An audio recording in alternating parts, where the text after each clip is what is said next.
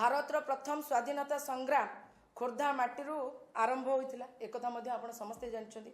यह प्रथम स्वाधीनता संग्राम स्वीकृति देवाई खोर्धार सबू अनेक खोर्धावासी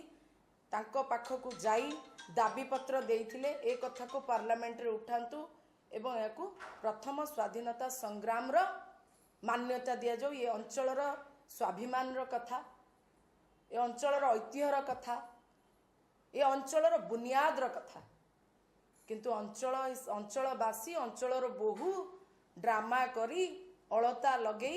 एक्टिंग करिवारे तो फुर्सत मिलुनी, किंतु रियली जदि आपण बहु होता अंचलवासी को भल पाती अंचल प्रति आपणकर कौन भल पाइबा आंतरिकता था ताले अंतत पक्षे थरे कथा पार्लियामेंट रे आपण उठे पारथांते, किंतु ता कले नहीं, केवल भाषण बाजी रे आपण सीमित रहिले। एटी 5 वर्ष सांसद थाई पुनर्बार सांसद हेबापई दिन में स्वप्न देखुथिबा श्रीमती षडंगी खोर्धा को पाउडर मुक्त करने कौन पदक्षेप नहीं